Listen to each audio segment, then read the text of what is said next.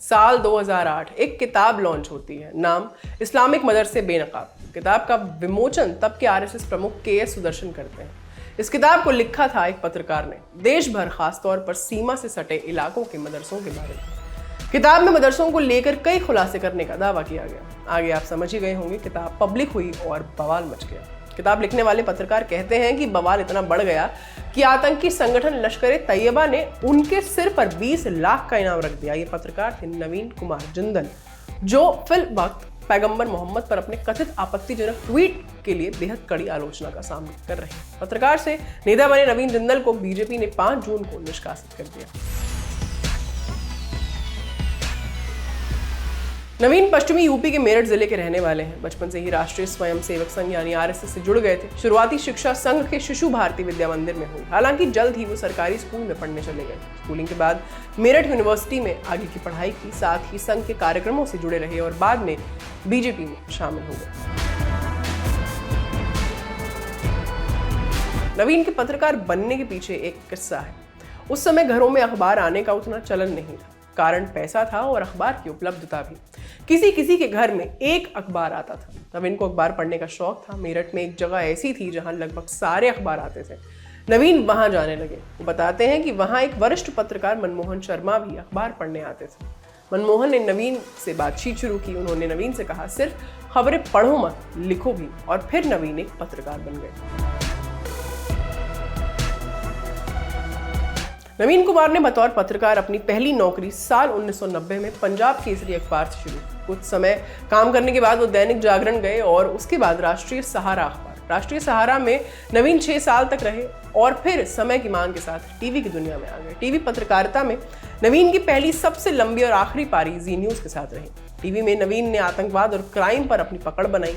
कश्मीर और north east में लंबे समय तक रिपोर्टिंग की। उन्होंने संसद हमले के दोषी अफजल गुरु और आतंकी सरगना गाजी बाबा का इंटरव्यू किया। नवीन दावा करते हैं कि उन्होंने नॉर्थ ईस्ट में रिपोर्टिंग के दौरान स्टिंग ऑपरेशंस किए, जिससे सेना को बड़ी जानकारी मिली और सेना ने नॉर्थ ईस्ट में बड़ा ऑपरेशन चलाया। यही नहीं, नवीन कहते हैं, कंधार प्लेन हाईजैक के दौरान आतंकियों को पाकिस्तान और नेपाल के जरिए पैसा दिया जा रहा था। इसको लेकर मैंने नेपाल में जाकर स्टिंग ऑपरेशन किया। इससे जांच एजेंसीज को काफी मदद मिली। यही नहीं, मैंने जेल में बंद अमरमणि त्रिपाठी का भी स्टिंग ऑपरेशन किया था। इस स्टिंग में मैंने खुद की 50 लाख की सुपारी दी और अमरमणि को एक्सपोज किया। बतौर पत्रकार नवीन ने जी न्यूज में 2 पारियां खेली।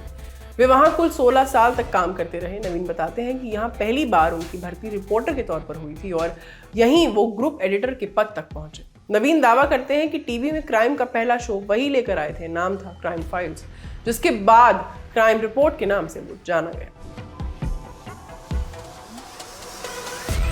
नवीन सबसे पहले बीजेपी के साथ साल 1982 में भारतीय जनता युवा मोर्चा के जरिए जुड़े। उन्होंने पत्रकारिता संघ और बीजेपी में साथ साथ काम किया। यानी जब वो पत्रकारिता कर रहे थे उसी समय वो आरएसएस और बीजेपी का हिस्सा भी थे। पॉलिटिकल करियर में उन्हें पहला ब्रेक थ्रू मिला साल 2003 में। दिल्ली में विधानसभा चुनाव थे।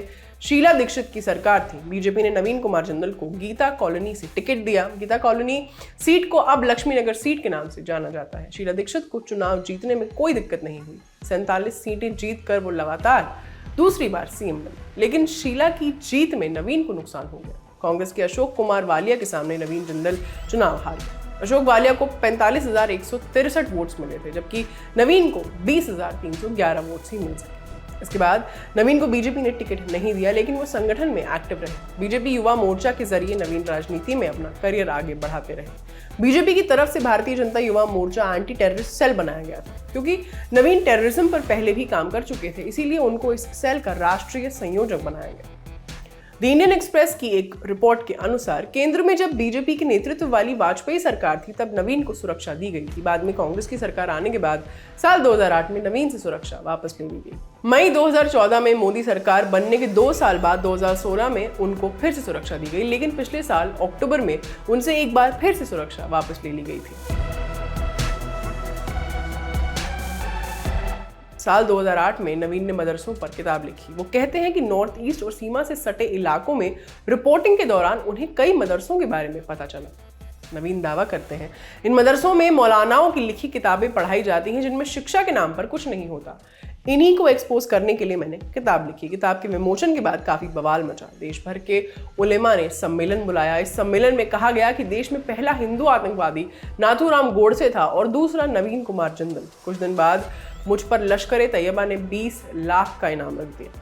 साल 2014 में नवीन ने मीडिया को गुड बाय बोल दिया और पूरी तरह राजनीति के हो गए।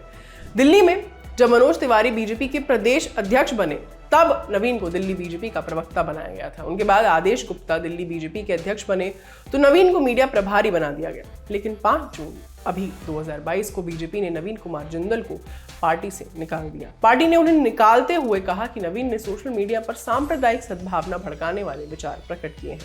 हालांकि ये पहला मौका नहीं है जब नवीन विवादों में आए। हाल में जब तेजिंदर बग्गा को पंजाब पुलिस ने गिरफ्तार किया था तब नवीन जिंदल पर भी पंजाब पुलिस ने केस दर्ज किया था। पुलिस ने नवीन जिंदल पर आरोप लगाए थे कि उन्होंने दिल्ली के सीएम अरविंद केजरीवाल का डॉक्टर्ड वीडियो सोशल मीडिया पर शेयर किया था। बीजेपी से निष्कासित किए जाने के बाद नवीन ने कहा कि उनका ऐसा उद्देश्य नहीं था कि उनकी बातों से किसी की धार्मिक भावनाओं को ठेस पहुंचे।